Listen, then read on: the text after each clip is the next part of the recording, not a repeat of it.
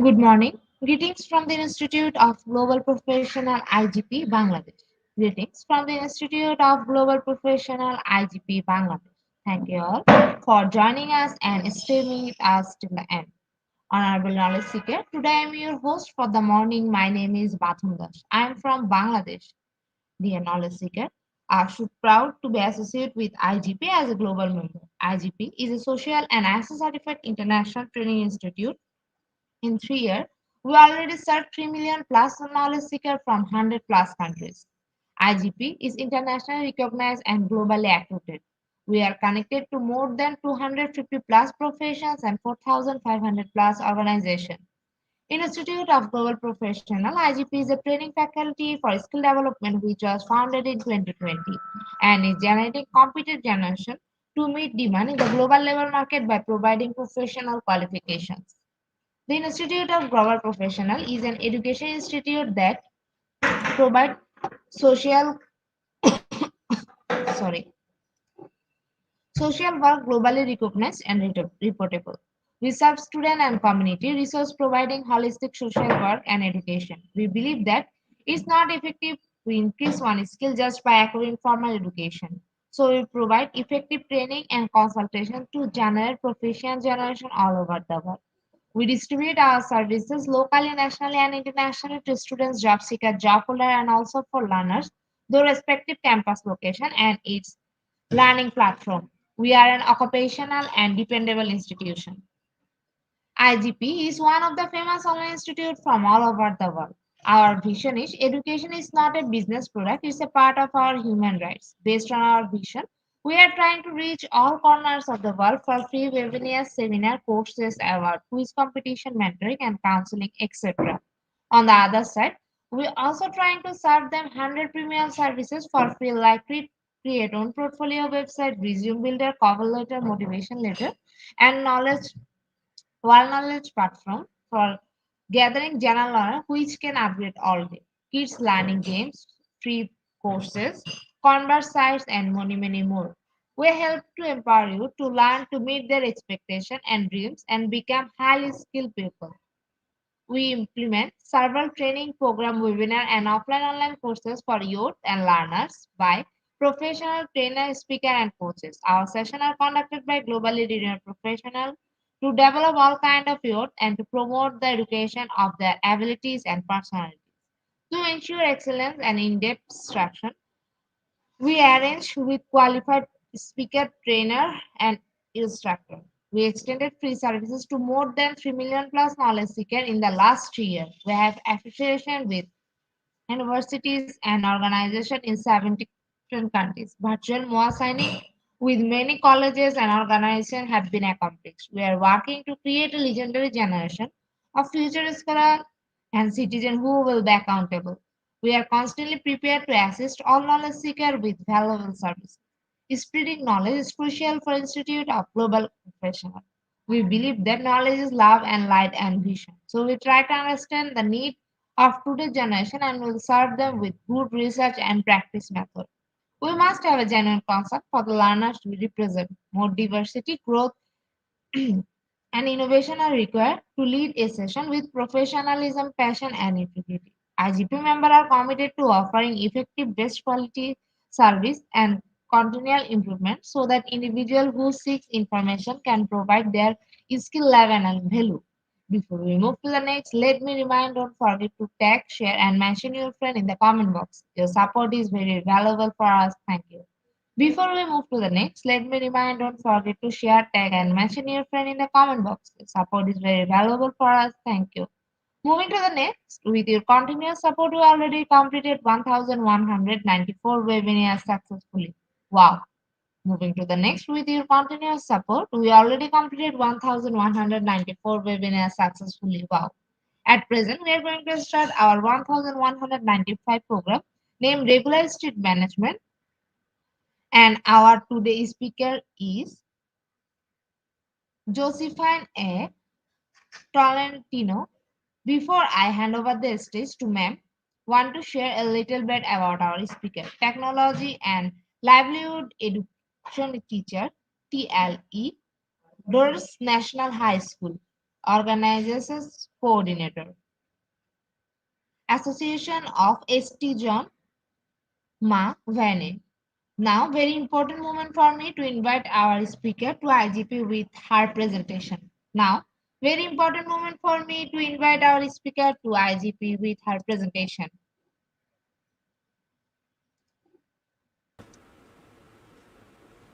Hello, Hello, ma'am, ma'am. Good morning. and thank you so much for the introduction, and thank you for You're this most welcome, ma'am. opportunity, and thank you also for this opportunity to speak again with the Institute of Global Professionals, or IGP. Once again, I will be your speaker for today. I am Josephine Tolentino, and I am speaking again live here in the municipality of Magalang, province of Pampanga, in the Philippines. Before I start, allow me to greet my fellow professionals. Good morning, good evening, good afternoon. And I am currently teaching at Dolores National High School, and I'm handling technology and livelihood education for grade 8 dressmaking, and grade 10 animal production as their specialization.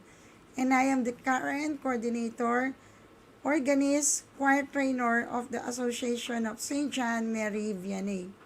So today, I am glad to share with you here the presentation of my topic.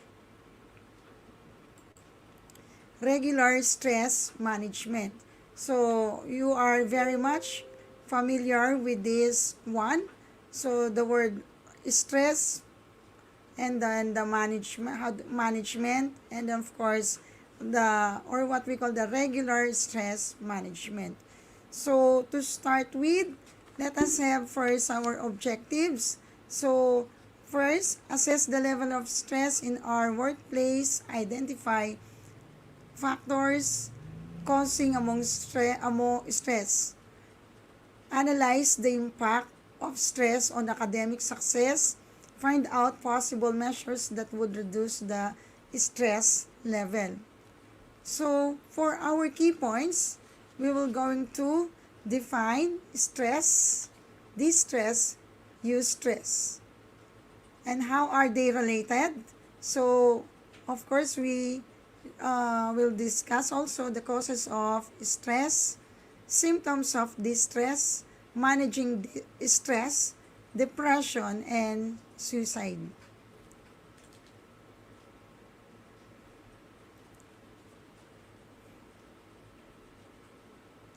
Okay, so these are the three important words in our topic. So the word stress, distress, and then eustress. But before that, let me ask you, how are you today? So I am asking our dear audience, our fellow professionals, to write your answer, your feelings in our comment box, and then by and by I will going to ask you to write your opinion also. Thank you. So let us first define what is stress. So it says here, stress is the way human beings react both physically and mentally to changes, events, and situations in their lives. Do we feel stressed now? So the changes in our lives, such as if we are a teacher or in our workplace or anywhere, the changes in our lives, such as going to college, our promotion, getting married, changing jobs, or illness, are frequent sources of stress. Do you agree? Keep in mind that the causes of stress can also benefit you, us. Moving away from home to attend college, for example, creates personal development opportunities and new challenges. This is right, correct. friends, and living arrangement. That is why it is important to know yourself and carefully consider the causes of stress. Learning to do this takes time, and although you cannot avoid stress, so the good news is that you can minimize the harmful effects of stress, such as depression or hypertension. The key is to develop an awareness of how you interpret, react to circumstances. So, this focus or these studies will help you develop coping techniques for managing stress. For example, as a teacher or leader, managing stress will require techniques that include awareness of yourselves and uh, as to our students, how we handle our students. Another, as you will see, stress you will encounter as a school leader differs from what you may encounter as a teacher. As a teacher, particularly, will deploy or in a teaching. So the principles and techniques used in manage stress are similar. Another definition, so for the distress, so when we say the distress, it is a great mental or physical suffering such as extremely anxiety, sadness or pain, or the state of being in danger or urgent need, such as emotional or financial distress. So meaning there is a extreme, too much. That's why. So there is what we call great mental or physical suffering. The suffering is too much. So distress is a state of extreme sorrow, suffering, or pain.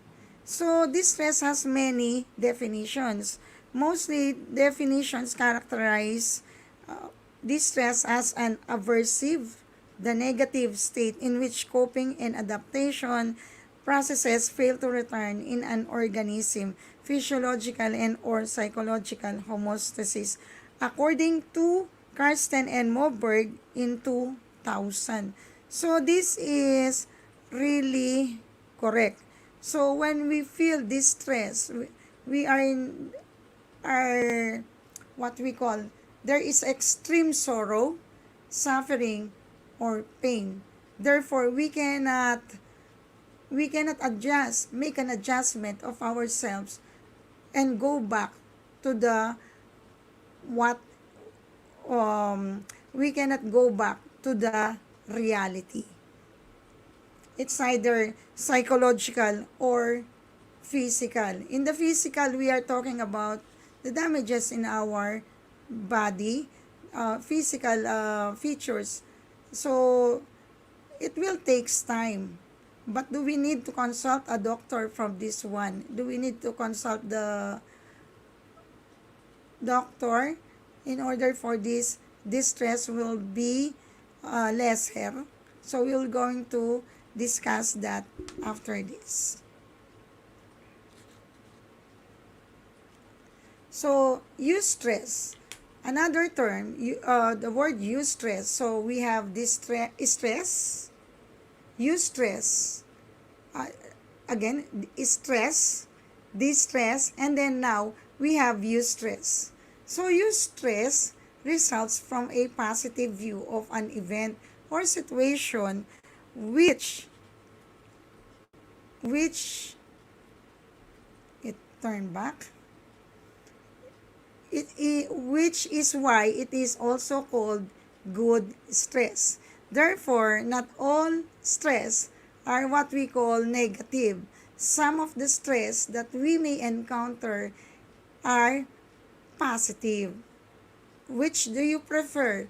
Of course, we will always say we want the eustress, the good one or the positive one. Why? And how can we reach how can we maintain this eustress? So, an example of eustress. So, if we say it is a positive stress or a good stress, a positive form of stress having a beneficial effect on health, motivation, performance, and emotional well-being. So, during positive stress, such as promotion or vacation, correct? Feel good chemicals called endorphin are released. So those are what we call positive stress or the eustress. Another examples of changes that create this type of beneficial type include starting a new job. When we have our new job, being involved in a relationship, if we have a relationship, a new relationship, we have a long-lasting relationship, and parenting children. Smaller challenges like the excitement of a roller coaster ride, a scary movie, or a fun challenge are all examples of eustress. So, like this eustress will always have what we call the benefits in our own self, and our self-esteem is increased more, not like the other stress such as the distress. It lowers our self-esteem, our what we so going back to the distress, it lowers our self-esteem, while eustress, it gives us more on the positive side, positive result. So let me talk about, or let me discuss about the causes of stress at work. So there are different causes of stress. Workplace. So we are talking about here the workplace. So I will also discuss the causes of stress outside our workplace. So number one, of course, we have number one here, the career concern. So when we talk about career concern, employees who feel that they are behind in the corporate ladder may experience stress. If he perceives that there is no opportunity for self-growth, he might feel stressed. Therefore, unfulfilled career expectations are a significant source of stress. So in our professions, our career, we need to take care we need to take care of this career. So our main concern here is that we always there is always a self growth. If we say there is no, how is this self growth? Of course, we have to study. We have to take another course, and so that we can master our career. So those employees who feel that they are who are behind, who do not study, and then who do not cooperate to the ladder may experience stress. Of course, they will feel that they are not being uh, promoted, because if you will going to focus on our career, if you will going to study while we are in our profession, of course there will always comes a promotion in us. And then the role ambiguity. The person has no idea what he is supposed to do on a job when it occurs. So just like assigning a person, if he will going to be assigned on a certain task, and then that person do not even know what are the certain responsibilities and tasks to do. So he doesn't know what his responsibilities, he will feel stressed because he doesn't know what he is responsible for. So as teachers, professionals, or workers or in the workplace, we need to be familiar with what role we are playing, with what we is assigned to us. So do not just accept the role if you do not have any background, any knowledge about it, or if you were assigned, you have to ask the elder ones, the higher ones, the leaders, the school leaders, you have to do some research how and why so that you will not feel stress. And then for rotating work shifts, individuals who work on a different shifts may become stressed, correct? Some employees may work day shift for a few days and then work the night shift for a few days. The employee may have difficulties adapting in the shift timings, and it may affect not only his or her personal life but also the lives of his or her family. In this situation, when I say rotating work shifts, this happens to the call center agents. They always have their shifting shifting schedule. That's why during their rotation, they need to make adjustments in their schedule. So that causes their stress. Another cause of stress, we have the role conflict. In our workplace, a teacher, leader, school leader, do we know our role? Why is it there is what we call that there is a role conflict? There is what we call that role. There is a problem that arises. So role conflict, it occurs when people have different expectation of someone performing a certain task.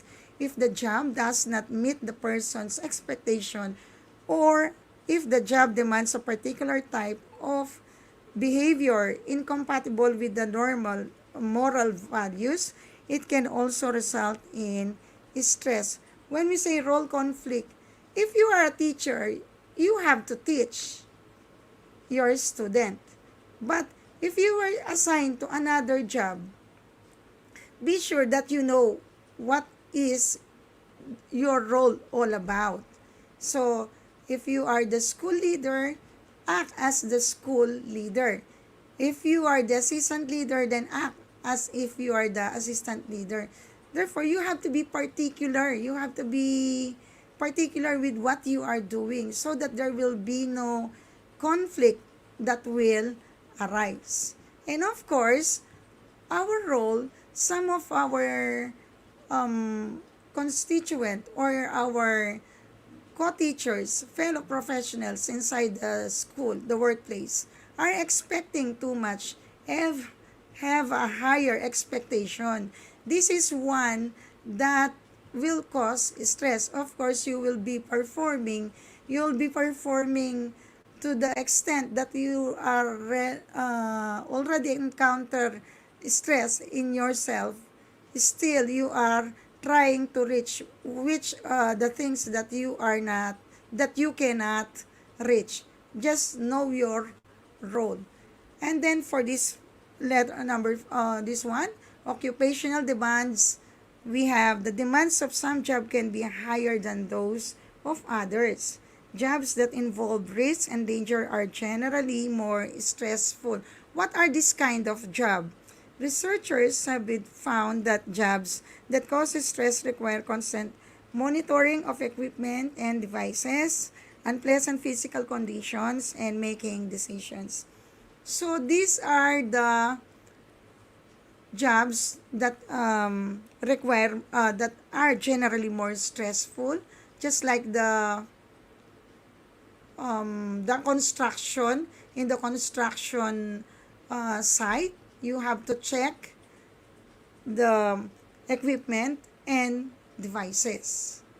So that cause stress also, a big factor. And then for this one, lack of participation in the decision making. Management should consult experienced employees about matters affecting their jobs. According to many employees, usually superiors don't ask their subordinates for their input before taking any decisions. Stress can develop as a result of feeling neglected. Do we encounter this one? Are we part of the decision making? Maybe we can be part of the decision making if we are in the position of a certain position. in order for us to be in the decision making. So, once that you include the people around in the workplace, they will feel that they have their worth. They are important. Because if you will not going to even ask them, they will feel, they will have a feeling of neglected. So for this one, overload and underload. Of course, when we say overload, that is too much. When you are working too much, the quantity work overload, the employee performs a job that is too complex or beyond his or capacity or capabilities. Meaning, so here when you are working over, you have a work overload, even it is now too much for your capabilities, you are still doing it, you are still asked to do it. And then for the another one, if you have a quantitative work overload, is caused by a number of activities completed in the short period of time. So when you say work overload, sometimes the quality of the work will not the will not have a good result, because it is only done in a very short period of time.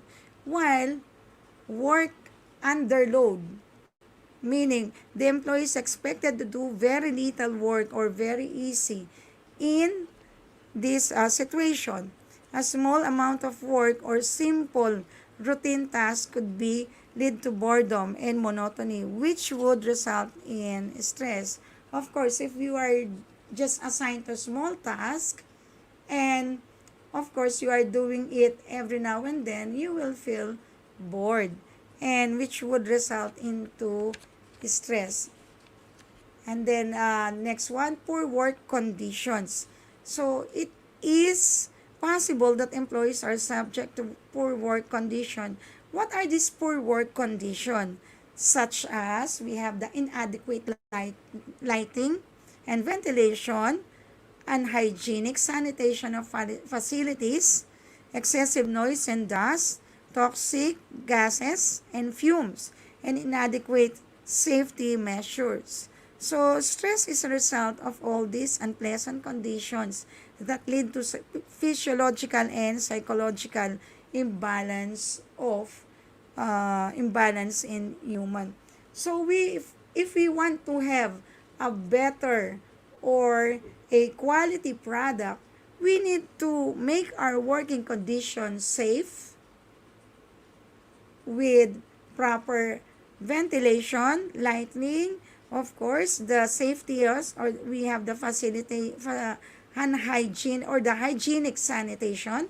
We have to provide them so that they can concentrate more. They are not afraid working that they will be put in danger. As a leader, we need to take care of our teachers or our of the people who work for us. And then next one, the lack of group cohesiveness. The lack of group cohesiveness, although they are differ greatly in degree, different courses, every group is characterized degree of cohesiveness. When a member work group are not united, it causes stress. Employees are stressed because of mistrust, jealousy, quarrels, etc. or in group. So, when we are together in a group, do we all agree with what we like to achieve? Of course, we have different courses. If we will be in one group or different groups, how can we work properly if there is mistrust, jealousy? Jealousy, number one here is jealousy. There is what we call jealousy because of the position, because of the ranking position, because of the favor of some are being favored, by the leader, or some have their own ideas which they think that they are more greater than their leaders. That's why they do not want to follow what is in the rules. So for this next one, organizational changes. So when something change, people have to adapt changes, which may lead to stress. Stress is higher when are significant or uncommon, such as transferring technology or adapting new approach. Okay, so everybody has what we call the organizational or changes. We encounter this one. Are we flexible enough to adapt the organizational changes? You can write your answer, yes or no, in our comment box. Who among our fellow professionals in our workplace do not agree much? They have lots of complaints since that they are already retiring, that they only have to stay 2 years in the school, and then who among these will not going to follow the changes? They want to remain still in the organization. They do not want to adapt, rather. So today, what is so stressful? Since the pandemic or before the pandemic, we are already adapting the what we call technology, right? We are using the PowerPoint presentation before the pandemic. And then when the time of pandemic, the use of technology was was integrated in everything, especially in the meetings. But how about those people who do not want to adapt those changes? So as professionals, we need to embrace changes. And then in embracing changes, we learn. That is education. Education do not stop. And then for this one, which is very important, lack of support. People are more likely to cope with the stress effects of work if they believe they have a friendship and support for their colleagues. Employees experience more stress when there is kind of social support is not available. So we learn when we have people around us. In the school, we need to be friendly with everybody. Although some of us, we say that we cannot please everyone. But since now we have to work harmoniously with the people around us so that we can ask support. That is the reason why we need to be nice with our fellow professionals. We can ask their help.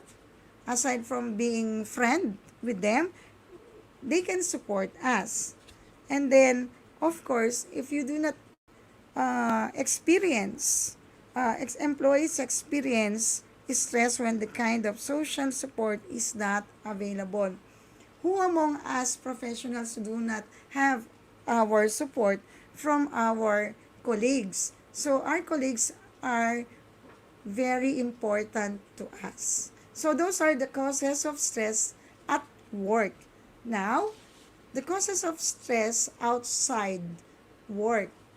Of course, certain factors outside the scope of an organization can also lead to stress, meaning when we are already outside our workplace. What are the main causes of stress outside work organization? Let us examine the causes of stress outside work in detail.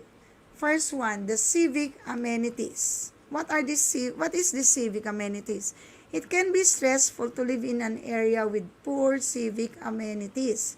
The lack of public facilities like inadequate water supply, excessive noise or air pollution, and insufficient transportation facilities can be quite stressful, just like in our place, your place.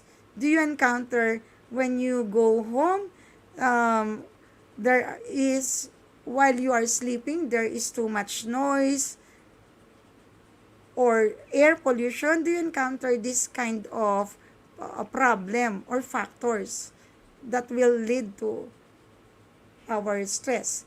Of course, if our place is, there is too much noise in our place, we cannot always sleep in a peaceful way. Okay? So, therefore, like if we do not have water, the water supply, how can we have our hygiene? How can we drink?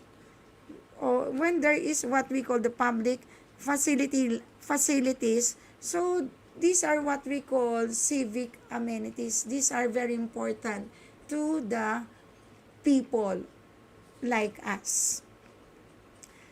And then life changes. Do you believe that life changes? What are the changes in your life? You can write your answer in our comment box. Thank you. People can experience stress when life changes. You can write the changes in your life that cause you stress and why. There are slow and sudden changes.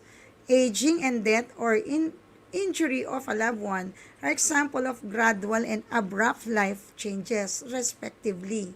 These changes are extremely stressful and challenging. So, like a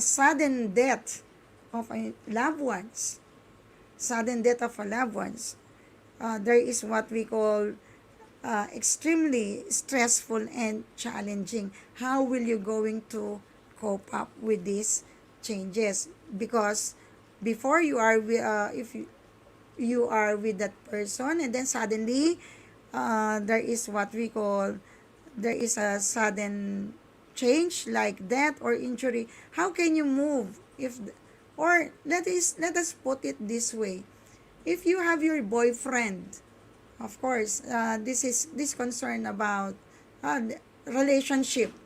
If you have a boyfriend, you are already 5 years. You are moving on the 5 years. Then suddenly you broke up.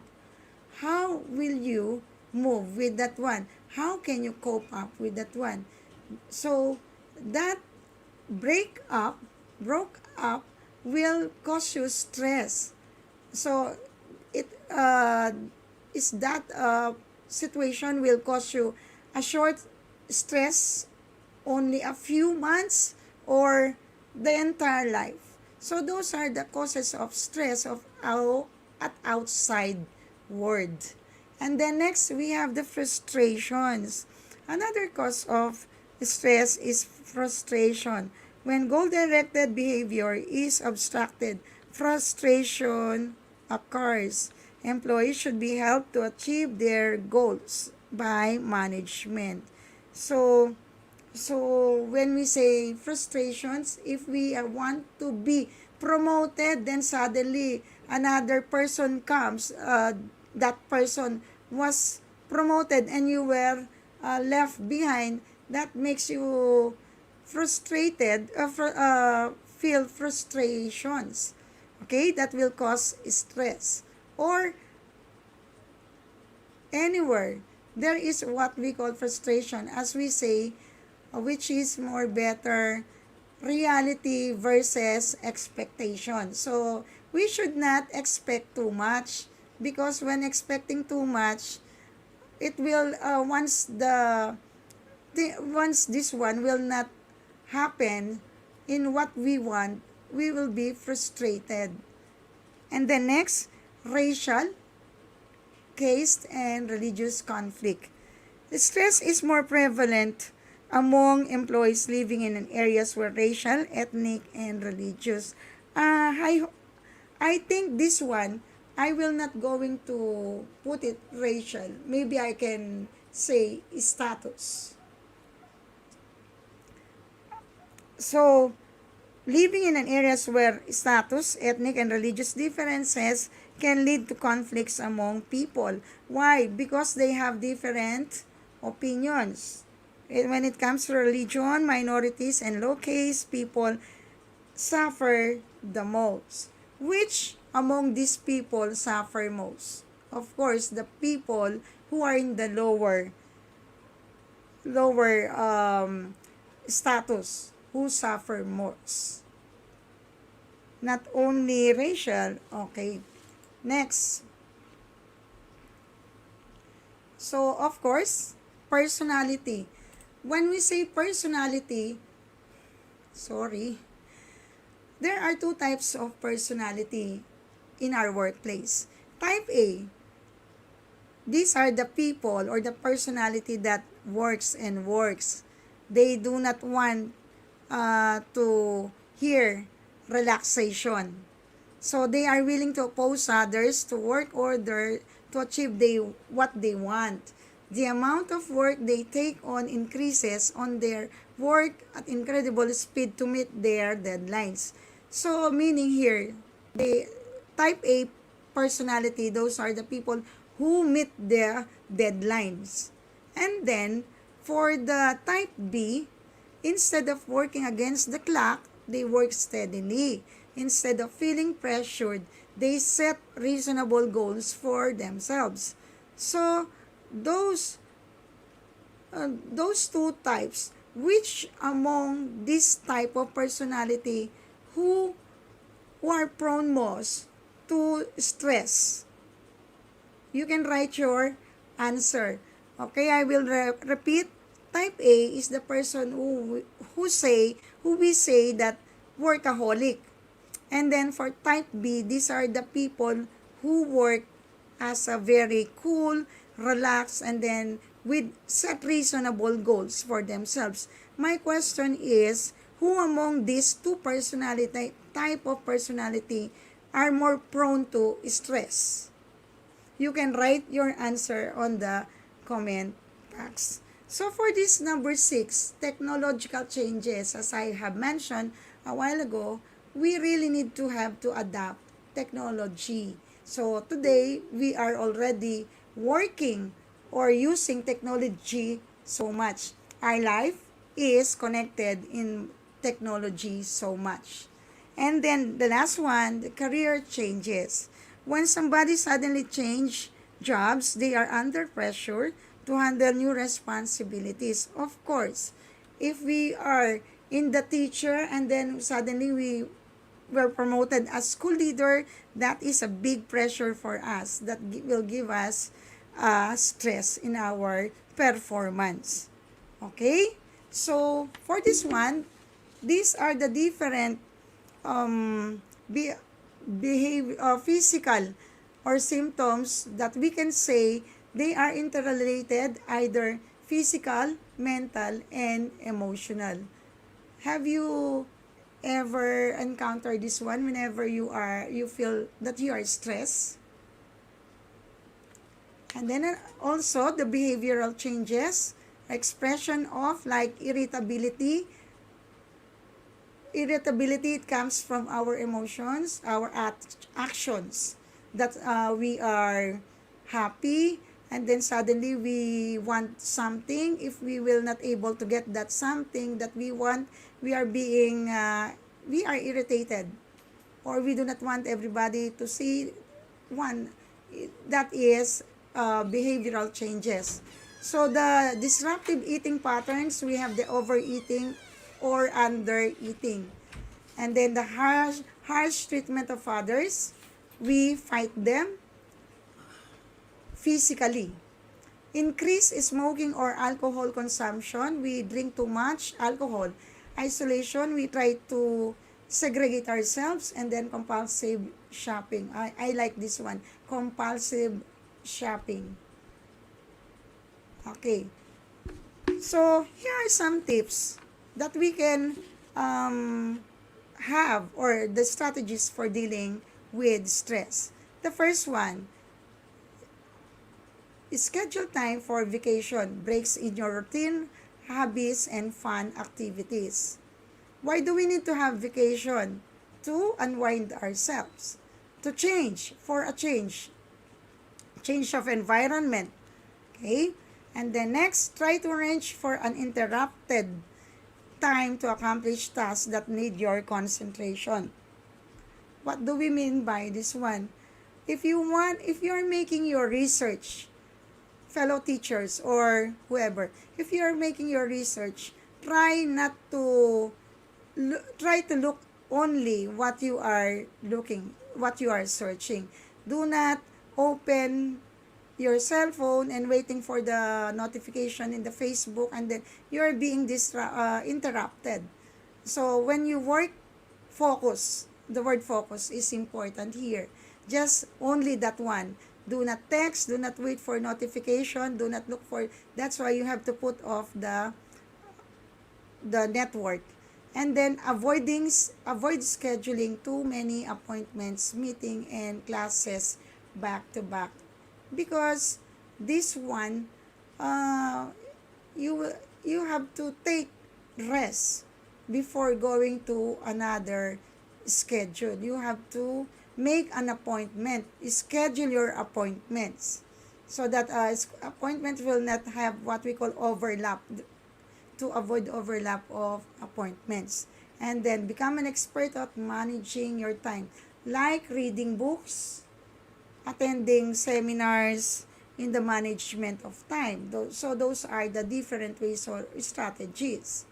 And then learn to say no. How do you say no? Because you cannot say no because it is your friend. That's why spend time on your main responsibilities and priorities rather than allowing other people priority or needs to dictate how you spend your time. Do not let this one happen. So you have to say no. Give time to yourself rather. And then next, exercise regularly to reduce muscle tension and promote a sense of well-being. Do you exercise? We hope so, or I hope so. Tap into your support network. So who are this support network? Our families. Because we can talk whenever we feel lonely, whenever we are sad, whenever we feel something about ourselves, what we feel, what we have, our achievements, we can talk directly to our family. Of course, they are the one who will going to help us. And then, so another word, I will going to describe what is this depression. So depression is a common mental illness that affects a person, body, mood, and thought. It causes people lose pleasure from daily life, can complicate other medical conditions, and even lead to suicide. So depression is a mood disorder that causes a persistent feeling of sadness. So also called major depressive disorder or clinical. So this one, it affects how you think, feel, and behave, and can lead to a variety emotional and physical problem. You may have trouble doing normal day-to-day activities, and sometimes you may feel life isn't worth living. But why do we feel why are we depressed? Why do we feel depression? And the next, suicide is death caused by injuring oneself with the intent to die. A suicide attempt is an attempt when someone harms themselves with any intent to end their life but they do not die as a result. So, result of their actions. So, here, when a person is already depressed, in the state of depression, it may lead to this one. And then, do you believe with this one? So, I have a question. So, it is a question, true or false. So, let us try to answer this one. Question number one, if someone wants to die, nobody can stop that person. It's either true or false. What do you think? You can write your answer and justify your answer in our comment box. So, false. Most people thinking about suicide don't want to die. They want to help. Okay? And then next, if I ask someone about suicide, I'll give the person the idea. True or false? False, of course, that you cared enough to ask may offer comfort to the person. You are not giving the person the idea, but you are giving what is that one is not correct to do. Okay, so the third one, suicide comes out of the blue. So false, usually the person exhibits several warning signs. So therefore, it is just not happen in a snap, but it is already what we call exhibit. Usually the person exhibit several warning signs. So what are the warning signs? Warning signs include talking about this suicide, statement about hopelessness and helplessness or worthlessness, preoccupation with death, becoming suddenly happier or uh, lonelier. And some of the warning signs include losing interest in things one cares about, setting one's affair in order or for no apparent reason, such as giving away prized possession or making final arrangements regarding finances and properly. So, these are some of the warning signs of suicide that I um, that are included in our discussion. And to end this part, here is a word from the wise. It's not the load that's break you down. It's the way you carry it, by Lou Holtz. And with, I would like to thank all of you for attending this webinar about regular stress management. I hope you have learned something today from this webinar, and if you have want more of this discussion, you can check this reference from my slide, which you can access online. Thank you, everyone. If you have some more time, help me fill out of the evaluation from the presentation. Our good facilitator here will send us the link for the evaluation form. Thank you very much.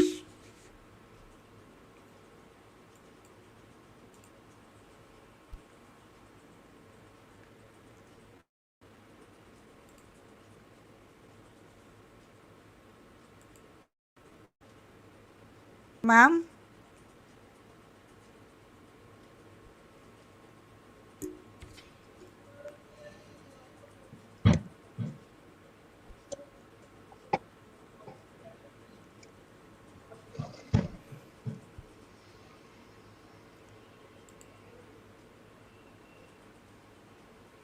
Thank you so much, ma'am, for your rich content presentation, which can impact our knowledge seeker surely. After your presentation, I hope our knowledge seeker can learn something new, which was our only intention. Learn and grow together as a knowledge seeker. Once again, thank you so much, dear ma'am, for your presentation. Now it's time for our question answer session, which is the most valuable part of our regular webinar. Honorable ma'am, please stay with us. After a short video, we will be back in our session part 2, which is the question answer part. Dear IGP knowledge seeker, please ask your question in the comment box as much as you want to know from our speaker. Thank you. After question answer, we have webinar certification and online quiz competition. Dear IGP knowledge seeker, please ask your question in the comment box as much as you want to know from our speaker. Thank you. After question answer, we have webinar certification and online quiz competition. After a short video, we will start our question answer session. Please stay with us, ma'am. Okay.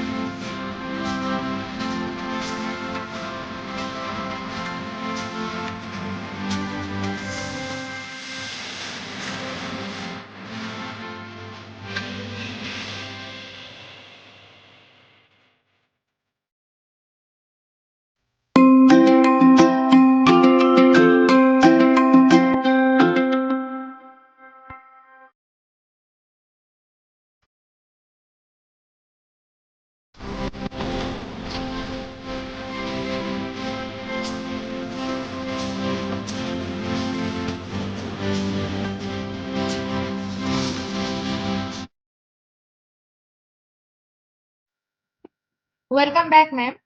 Welcome back to our participants. Hello, ma'am. Hello. Yes. Ma'am, our first question is from Flomi. Good day, everyone. Magadagan happen, ma'am. Josephine. What is stress, normal, and inevitable? Thank you, Sir Flomi, for that question. Your question is, why is stress normal and inevitable? So when you say when you ask why is stress normal, it is normal because um it happens around, it happens, sudden happens, and then because if you will going to look at my title, regular stress management, this is why stress is just around. But what is important is the way how we react to our to that kind of stress. It is inevitable. When we say inevitable, it's sudden happen. Okay? So, stress is normal as long we know how to handle it. Whether it is, and of course, we know how to adjust ourselves, no? And we know, and there is what we call stress is normal when we know how to cope up with it and we know how to manage. And of course, stress is normal when there is what we call a benefit in our own self, for our personality. Although it is inevitable as you ask, but the way we handle what is that, whatever is that stress, of course, when we will able to manage it, when we will able to adjust from it, that is why we say stress is normal. Thank you, Sir Flomi. Thank you so much, ma'am, for your answer. Ma'am, our next question is from Ishaya. Ma'am, Josephine, is eustress good for bad for a person? All stress, thank you, Sir Isaiah Kiawi. Uh, so, you stress is good or bad for a person. All stress, I can say, is good. So, for this, you stress is good for a person because it is like our achievements. That's why, example, when taking the test, we will going to study, and then when we see the result, the time that test will be done, and then we find out the result that we pass the test, that is what we call a good stress. Use stress positive.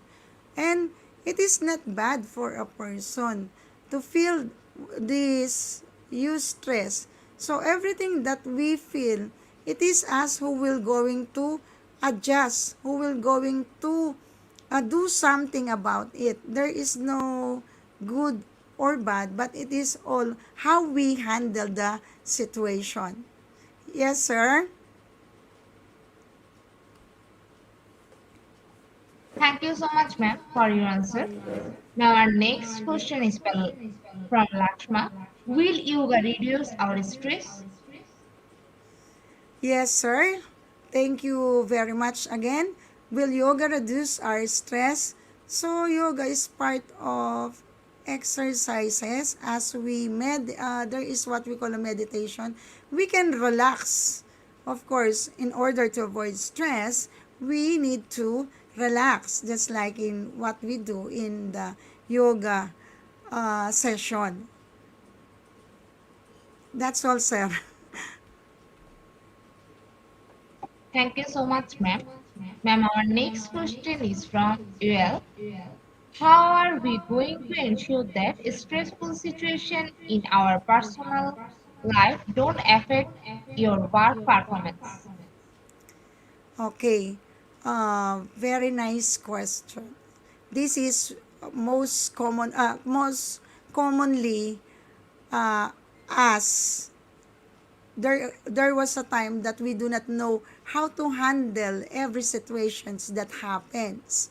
So whatever the stress that you feel in your personal life, we don't need to put this or bring this in our performance, because one, it will affect our performance. So let's say if we are married, then if we are married, then we fought our with we you fought with your wife or husband, and that arguments, you had an arguments with your wife or your husband, then when you go to school, you go to your workplace, you do not need to bring that arguments, and then you will everybody will be affected in that arguments. So whatever the situation or the arguments that you have at home, you do not need to bring it in the workplace. So act, if you are a teacher, you are a worker, then you play what role do you need to play, that's so that your performance will not be affected. So to ensure, to avoid stress situation, then when you go back at home, that is the time that you have to solve your arguments. Okay, sir? Thank you so much, ma'am. Ma'am, I think there is Welcome. no more question from our participants. So again, thank you so much, Honorable Ma'am, for your time in IGP. We have learned a lot from you with new topics. It will add some value to our Okay, ma'am, day-to-day thank you very activities. much. And also Activity to our and dear audience.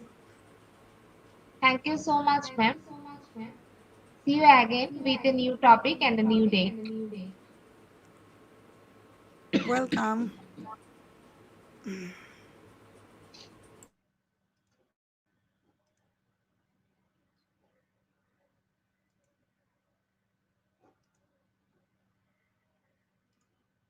Honorable ma'am, before we move to the next webinar certification process, if you want to leave this studio, you can, ma'am.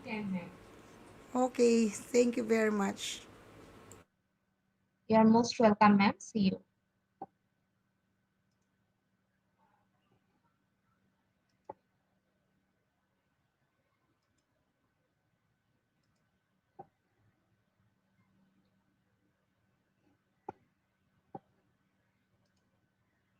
IGP Knowledge Seeker is time for the webinar certification process, the most attractive part of our regular webinar. After a short video, we will start our webinar certification. After webinar certification, we have an online quiz competition and quiz certification. IGP Knowledge Seeker is time for the webinar certification process, the most attractive part of our regular webinar. After a short video, we will start our webinar certification. After webinar certification, we have an online quiz competition and online quiz certification.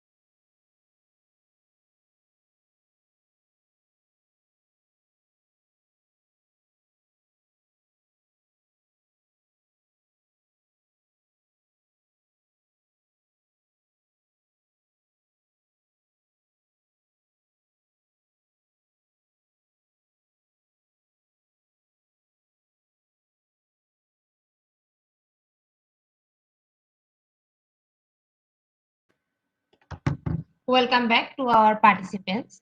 Dear participants, today our topic is regular stress management and the code is IGP4378.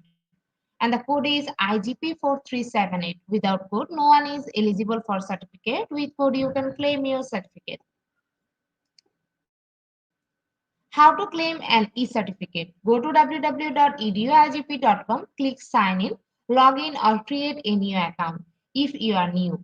Once login, click free webinar, select the webinar title and click continue course, get enroll if you haven't enrolled yet. Type the code in your certificate code box, click get your certificate. It is auto downloaded in PDF file already. Just check it in your file manager or download folder. Don't forget to leave a review in our FB page, website, and in Google. Dear IGP Knowledge Seeker, it's time for the most engaging part of our regular webinar, which is an online quiz competition, which is our regular webinar activity. Now, time for the online quiz competition. To join on the online quiz competition properly, please follow my instruction carefully. Now, time for the online quiz competition. To join the online quiz competition properly, please follow my instruction carefully.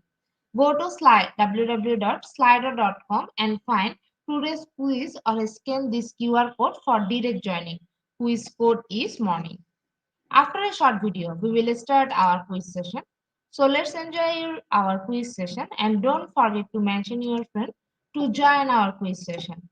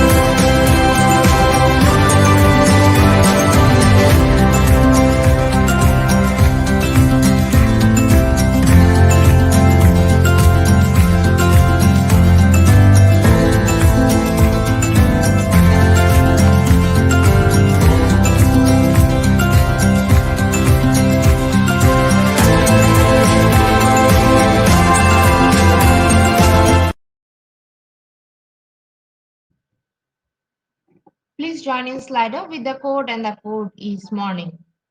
Please join in Slido with the code and the code is morning.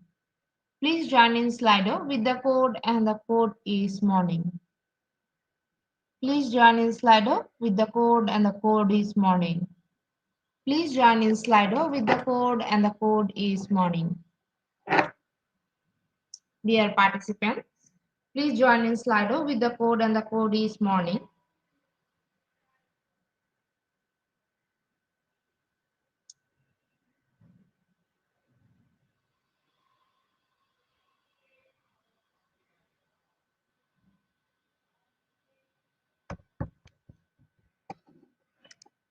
With 27 people, we are going to start our live session right now. Our first question is stress management technique help people deal with their stress? Option 1 false, option 2 true.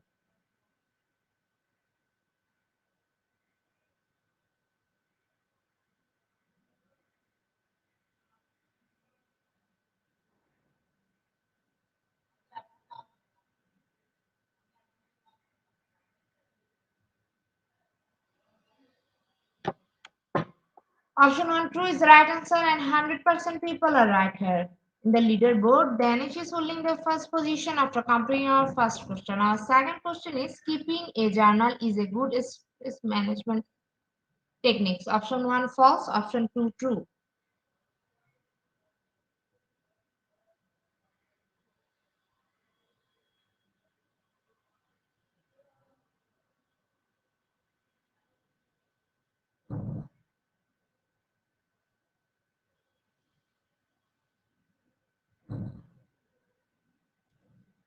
Option 2 true is the right answer. 90% people are right here. In the leaderboard, Danish is holding the first position after completing our second question. Our third question is getting regular physical exercise helps decrease stress. Option 1 false, option 2 true.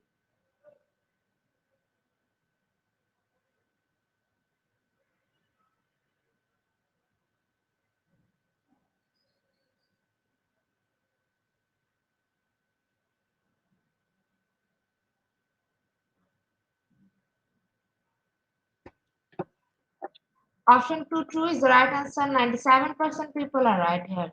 In the leaderboard, Danish is holding the first position again after completing our third question.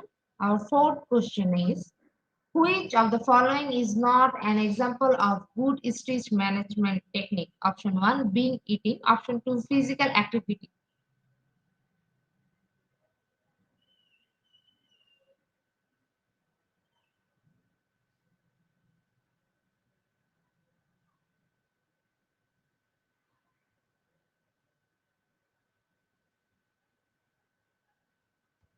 Option 1 being eating is the right answer. 93% people are right here.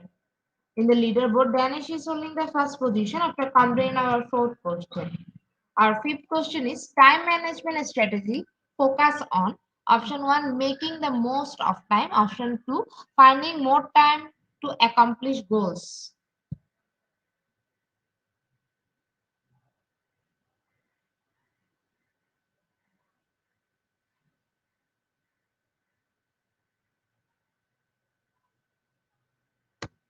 Option 1 making the most of time is the right answer. 39% people are right here. In the leaderboard, Christiana is holding the first position after completing our fifth question. Our sixth question is stress in children can look like option 1 irritability and people pleasing, option 2 stomach acne, headache, mood illness, and sleeping problems.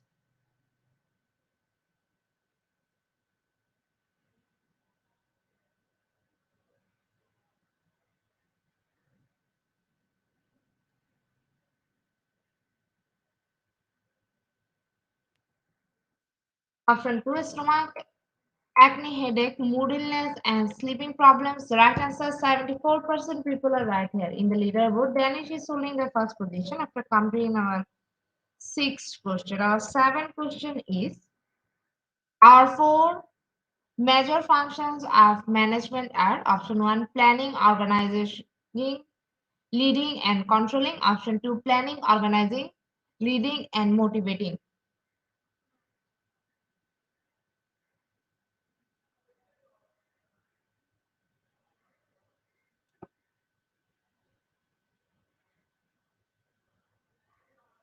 Option 1 planning, organizing, leading, and controlling is the right answer. 59% people are right here.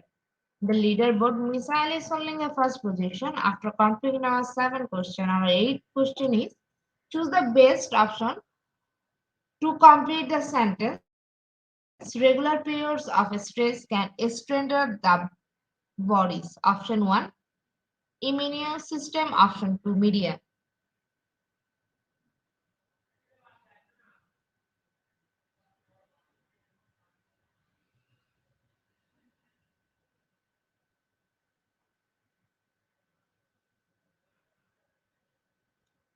Option 1 immune system is the right answer. 100% people are right here. In the leaderboard, Michelle is holding the first position after completing our eighth question.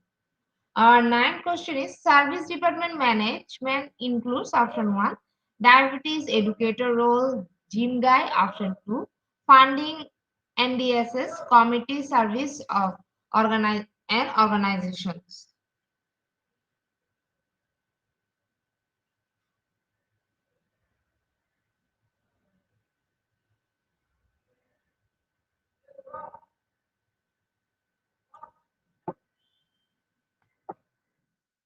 Option 2, funding MBSS, community service and organizations. Right answer, 87% people are right here. In the leaderboard, Jewel is only in the first position after completing our 9 question. Our last and final question of morning session. Choose the best option to complete the sentence. In Britain, there are over 2 million stress management. Option 1, media. Option 2, practitioners.